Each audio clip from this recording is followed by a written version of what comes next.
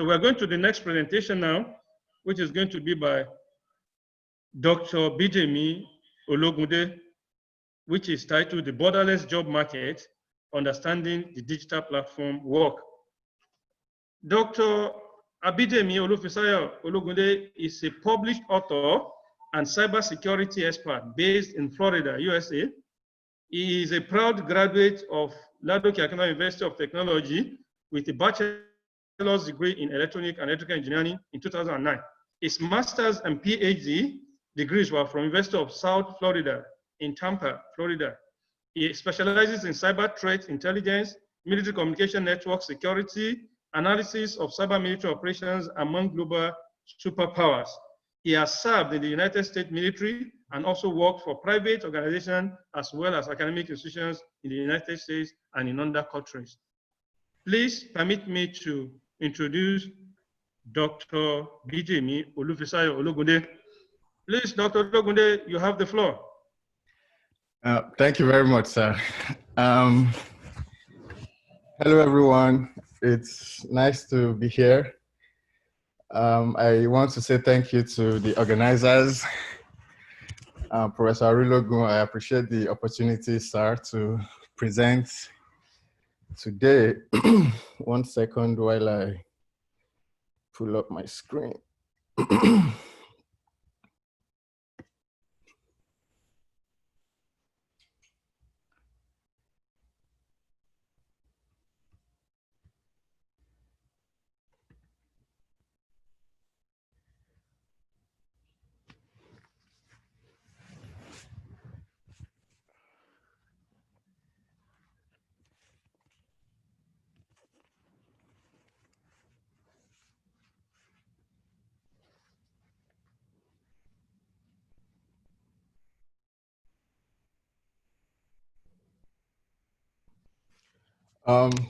Good morning, good afternoon, good evening from all over the world, everyone that is here on this presentation.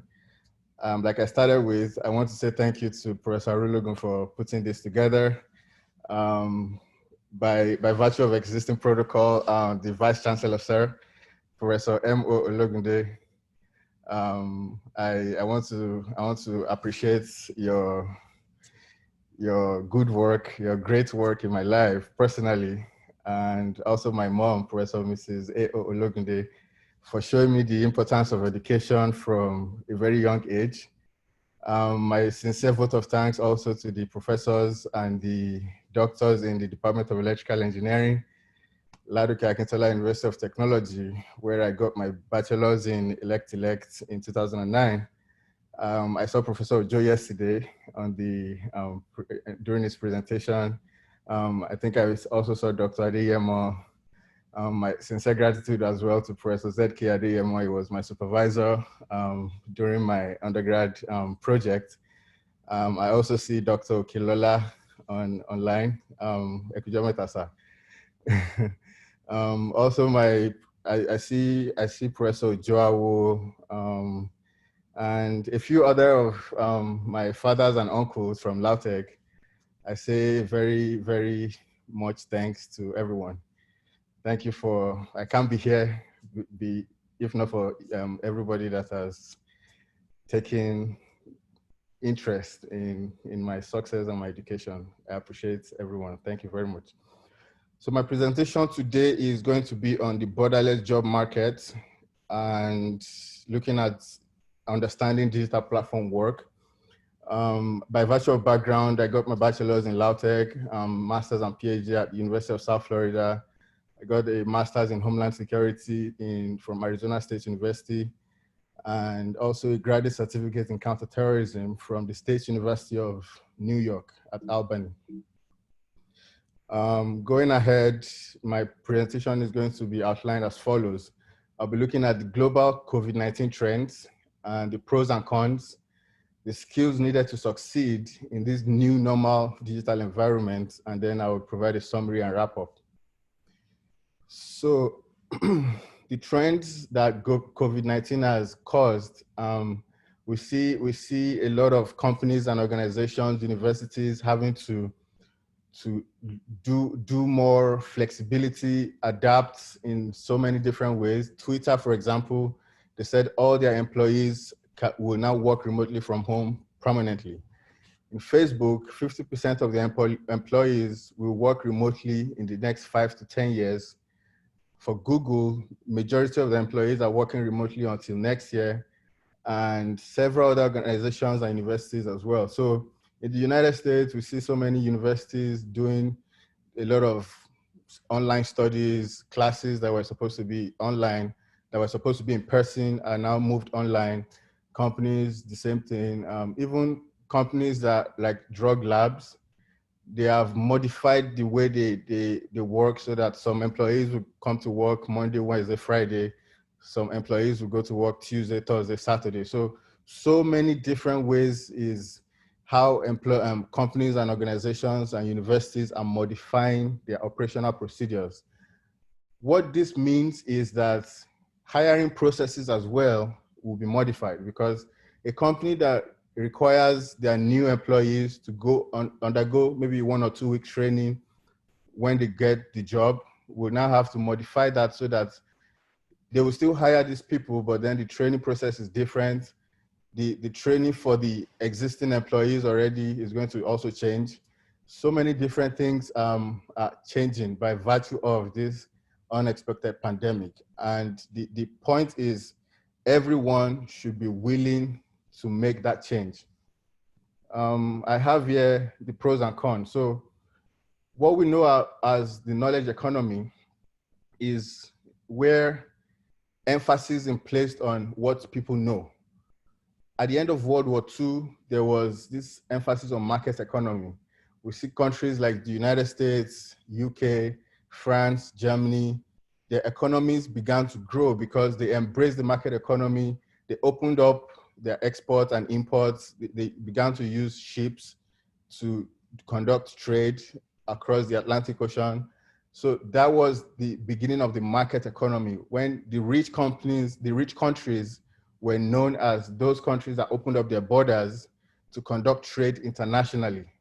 So the number of people traveling in and out of the country, the number of goods flowing in and out of the country marked the beginning of the market economy.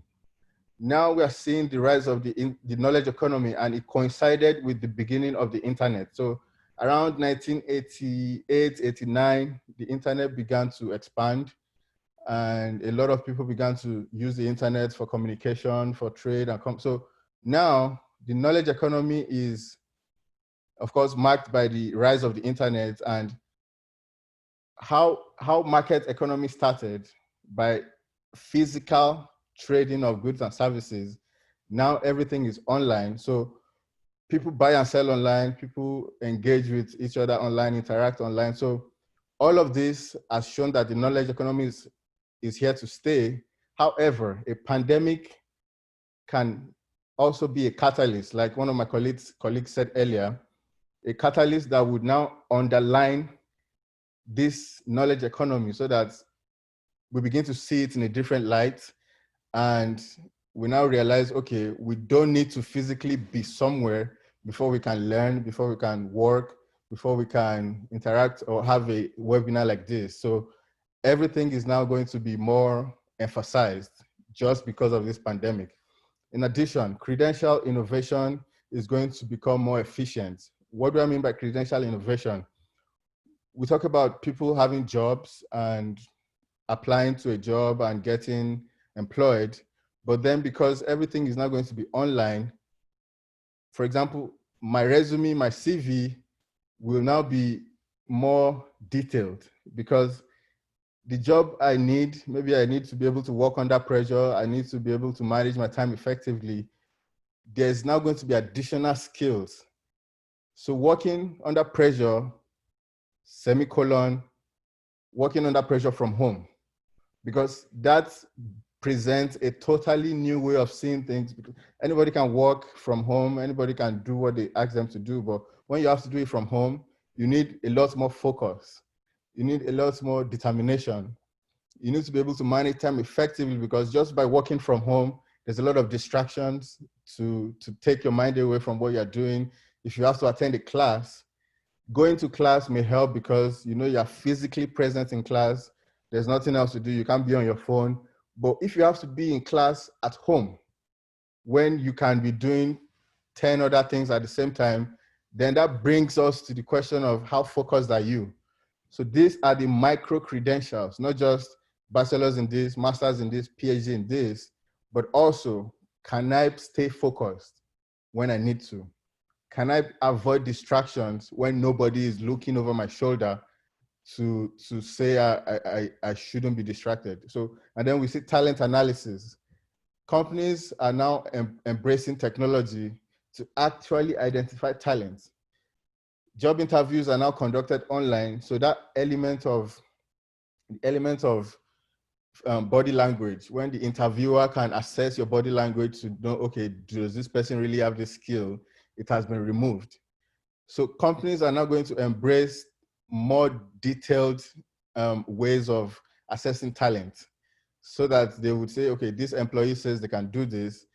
Is it true? Is it false? And then pre-hire assessment, like I mentioned, those pre-hire assessments that take place face-to-face, they will now be conducted online. So all of these also would now involve a lot of technology to be able to objectively say that this person claims they have this skill.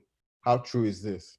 And of course, the trainings involved, simulated trainings, maybe computer-based, maybe they tell you to take a quiz to assess your abilities, your capabilities. All of this is now going to be moved online. And I put it under pros because it is more objective.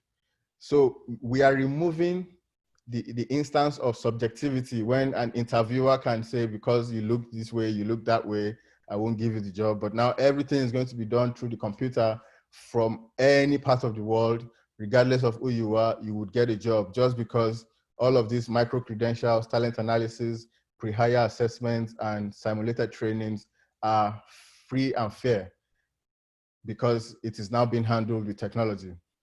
And also, on-the-job learning is now going to be more mobile and more scalable.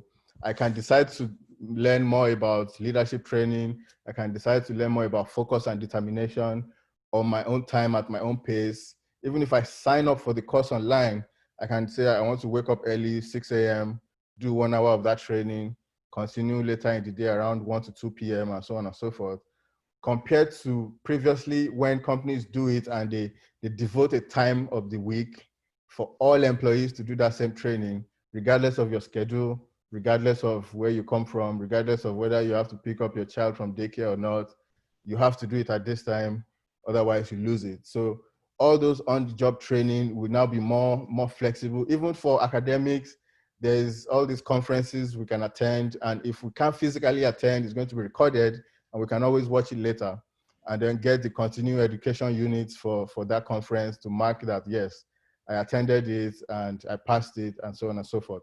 So these are the pros I feel is going to come out of this new normal environment. But of course, with everything that has advantage, there's also disadvantage. The number one, I believe, is the inability to switch off. What I mean by that is, if I have to do these things from home at my own pace, I might become so engrossed in it that I find it difficult to say, okay, now I'm stopping and I have to do personal things. Because before we go to work 9 to 5, we come home, we know physically leaving work to come home marks the end of work for that day. Maybe you have to drive home or you have to leave your office or so many other things. But now everything is at home. The gap between work and home is now so interwoven. Sometimes you wake up, maybe you can't sleep, you wake up at 4 a.m. and you just quickly turn on your computer. Before you know it, 8 a.m., 9 a.m., you are still doing work-related stuff. And 5 p.m., you find out that you're not exactly logging out. You're still working on work stuff until maybe 10, 11 p.m. So that inability to switch off is very important, and it may cause, because I personally, I do it sometimes when I'm working on something and I'm not even aware what time it is. So that's a very critical for health concerns, for just general well-being. It's important to be able to switch off from work and non-work related things. And also there's going to be global competition for every job role. So if companies are no more limited to who they can hire and where they can hire from, because some on LinkedIn, some job descriptions will say you have to live in Lagos, you have to live in Abuja, you have to live in Florida, you have to live in Washington. So they only hire people, maybe because of the logistics, they don't want to deal with someone who has to move. They don't want to pay for you to move, or they don't want to cost you to relocate because of them. And then maybe later on it doesn't work out, and then they don't want to be responsible for all of that. So they prefer someone local. But now with this knowledge economy, everything will now be more opened up. Someone from Singapore can apply for the same job in US with someone in Japan, in Nigeria, South Africa, everywhere. So now there's more competition. Before, if the competition was only limited to people in your city, now think of 197 countries. Those are where your competition is coming from.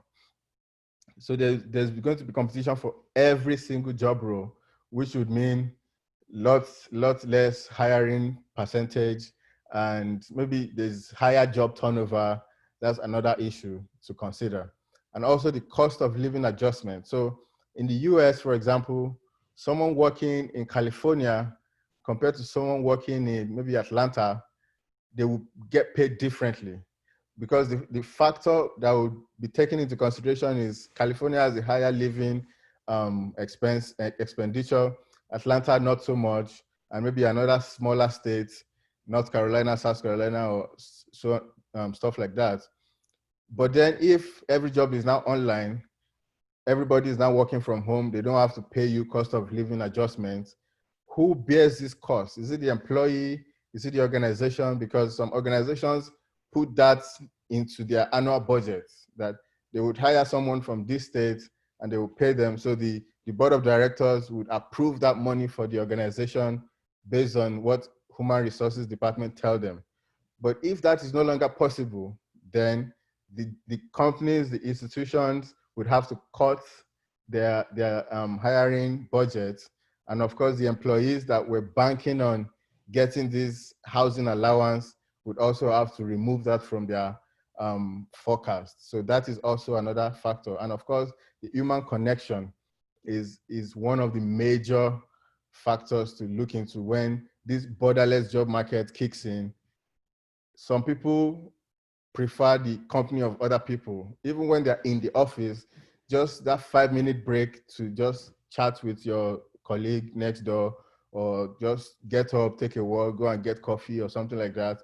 Those one-on-one conversations, 5 minutes, 10 minutes, is as important as going for exercise.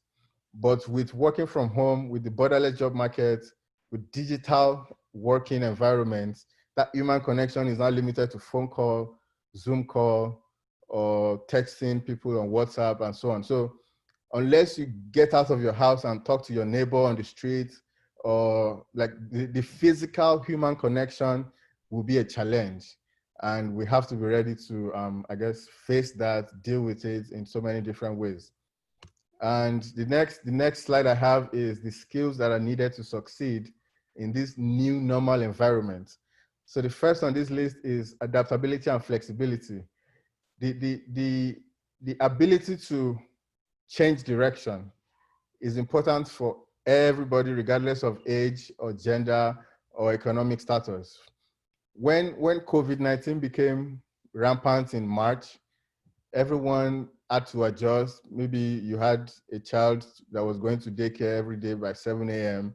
Now the child is at home with you, but you have to log on to work at that same 7 a.m. And it's just a lot of things that were changing. And then I mentioned how you get off from work, maybe you have a schedule, get off from work, you go to the market, then you pick up your child from daycare and you come home. But none of that is now the way it used to be. So the ability to change, to adapt, it's something that is very crucial to be able to succeed in this environment, because granted, the cost load is still the same, the amount of job you have to do per day is still the same. Hopefully the employers understand all this, But at the same time, productivity levels should not drop because it's still the same. You still want to get the same outputs from the work you put in, and having to now modify all of these things is going to be a challenge. But of course, ability to adapt and be flexible is important. An additional point is computer and data literacy. So because everything is now becoming online, we actually need more skills. So what I thought I knew on PowerPoint when COVID-19 started, I realized I didn't know anything about PowerPoint because on a daily basis, I have to make presentations.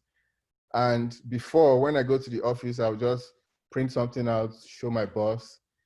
We talk about it, that's the end.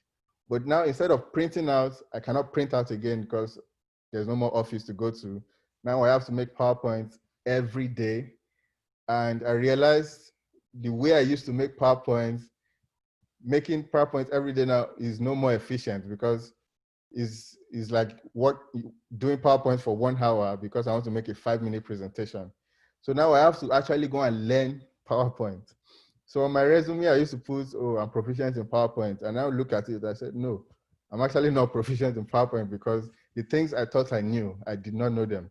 So that's what I mean by documentation. The Microsoft Word, Excel, PowerPoint, those 3 software that we use every day, there are actually way more things to do with them, but we don't know because before COVID, we only use them maybe once a week, twice a week.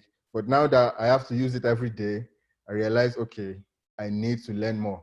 Artificial intelligence is another one, coding, web development, digital marketing.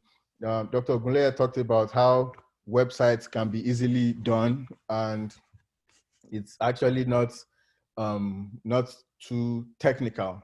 But if you want to make certain adjustments on a website, then you need some additional level of skills, because if you look at CNN website, there's so many things happening on the website. They have a department that handles that. So, but for day-to-day activities, day-to-day operations, just the basic knowledge of how to design a website, how to market something, like the social media angle of things. If I want to present lectures, if I want to promote my book or something like that, I have to be able to do those basic aspects of it online. So everybody, like I used to say, everybody's a salesman, everybody's a saleswoman. You just have to be able to know who your audience is and then tailor your message specifically to them. So all of this come under the computer and data literacy, whether you want to be technical with it or whether you want to just do the very basic minimum, everything needs relearning. Like I said, I thought I knew PowerPoint, but apparently I didn't know as much as I thought I did. The next point is creativity, innovation, and critical thinking. All of these 3 things is important for anybody. So the ability to think on your feet, the ability to think critically about something is as important as the job you are doing, because things change all the time. You have to be able to anticipate the change. So when that change happens, do I start complaining about the change, or I'm already thinking about, okay, what's the solution? A, B, C, D. If A does not work, B, B1, B2, B3. All those levels of thinking and analysis is even more important now during the age of this new normal. And also leadership and emotional intelligence. Everybody is a leader wherever they find themselves, whether you are leading the university or whether you are leading your own family or whether you're among your friends, they look up to you for certain things. That leadership quality is very important because of COVID, we might find ourselves having to handle totally new scenarios. But that shouldn't mean we will now give up and say, oh, I can't handle it. This is when I used to speak, some of my friends that we left LAUTECH together that were in the US, Tunde, Jerry, we talk about some of these things, and this, I tell them, LAUTECH taught us perseverance. But when they were teaching us perseverance back then, we didn't realize it. It was until we now got to the US that we now realized some of these things, our colleagues face, and they give up easily. And then I'm thinking, but there's other ways to do this, but there's other ways to do this. It was then I now started remembering all those things we used to learn directly and indirectly in LAUTECH, that, okay, we have a lecture, there's no venue, so we have a makeshift venue. But then it was just like, okay, normal things. But all those things are like teaching us how to think outside the box, because things don't always go according to plan. And another thing my dad used to tell me is you have to be ready to make crucial decisions when the time comes to make the decision. So don't just sit down, fold your hands, and be thinking, what do I do now? I don't know how to go about it. Just that ability to think like, okay, what's the next step? What's the next step? What's the next step? That's most important now than anything else. And also commitment to lifelong learning. So according to the World Economic Forum, 35% of essential skills today will change in 5 years' time. So when you look at some people's CV and you see, oh, the ability to work under pressure, as good as that sounds, it will become obsolete when now there's no more pressure because you're working from home. What you now need is the ability to stay focused, the ability to not be distracted by Facebook, Instagram, and all these other things. The ability to take a class online by yourself and finish the class. Because as simple as that sounds, it's actually not easy. So when there's nobody to tell you, go to class, do your homework, do this, do that, and you have to do it on your own, then it becomes, that's how you know, you develop character. So CVs of tomorrow will have maybe your degrees and then all these other skills, the ability to negotiate. Because think about, like I said, everybody is a salesperson. Whether you like it or not, you are selling ideas to your boss, to your colleagues. You are selling methods of doing something. You are selling the way you handle situations. It's always one sale or the other. So all those things are actually skills that need to be learned. And I put politics here because dealing with people, one-on-one interaction within the department, within the faculty, even in a class. So the students on this webinar, you have to do a group assignment. There's always this little amount of politics here and there that you have to deal with. If someone has a negative attitude, how do you handle that kind of thing? Because when you now get to a job environment, you will see all these things. And like I said, what LAUTECH taught us then was how to be able to handle any situation we find ourselves.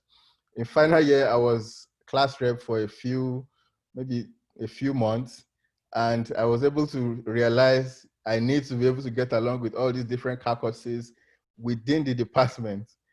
And I was just doing it jovially. Everybody would come to me with so many different things, and I'll address their problems as best as I could address them, without knowing that I would need that skill later on, much later on, 5, 10 years down the line. So all of these skills and seeing how our parents handled all these skills as well and learning from them, we now realize that everywhere we find ourselves is best to make the most use of where we are, because it's preparing us for a future assignment. But we may not realize it back then because nobody could predict COVID will happen this year. So Please, every situation we find out, Dr. Ologunde, please, can you round up? we handle, we learn from it as best as we can. So to summarize and wrap up, the COVID-19 has presented us with unforeseen challenges. There is now the issue of the borderless job market. The jobs are there for people to do, but then the way we now do these jobs have changed drastically. And like every other thing in life, the ability to adapt, improvise, and overcome is very, very important, because nobody can predict even how post-COVID will look like. But we have to stay ready and be able to address these scenarios accordingly. So once again, I'm grateful to Professor Ologunde for giving me this opportunity. I appreciate my parents, Professor M. Ologunde, Professor Mrs. A. Ologunde. I appreciate my fathers and uncles in the Department of Electrical Engineering, LAUTECH University of Technology, Dr. Kelola, Dr. Adeyemo, Professor Joe, and so many others, too numerous to mention. This is my first official platform, to say thank you for everything you did 2004 to 2009. I'll remain forever grateful. Thank you very much, Saz and Maz. This is the end of my presentation, and yes. Thank you so much, Yes, sir. Dr. Bidemi Ologunde. Ọmọ àjànàkú kì í yàrá. Ọmọ tẹ́kùn bá bí ẹkùn ni ó jọ. So well done. Yes, sir. We are very grateful for having you, not minding your busy and tight schedule. Thank you so much for that wonderful presentation. This is the borderless job market, the job market that is not borderless. So that is very, very interesting. Because now almost all employees have to work remotely, as the case is in most of the organizations, as you pointed out, Twitter, Facebook, and Google. And universities and organizations are also key in how to engage their staffs and employees away from the offices. According to you, there are pros and cons. So then we have seen the pros and cons, like inability to switch off, every global competition for every job and things like that, cost of living adjustments. Then there is no more human connections if you are working away from the office. At least you'll take some time off to say you want to chat with some friends. But now when you are working alone in the office, you're on your own. No more human connections, which is some of the cons of the digital environment.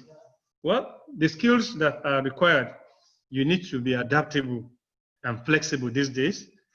Then you need computer and data literacies, like you want to do documentations and things like that. Then you must be creative, innovative, and you must be thinking critically now. Then you need the leadership and emotional intelligence. Then lastly, commitment to lifelong learning, because the skills that you think is important to you today, in the next 5 or 10 years, those skills may become obsolete. Then you have to reskill or upskill, as the case may be. Thank you so much once again. If there's any question for Dr. Ologunde, please note it down and ask it when we finish with the last presentation in the park.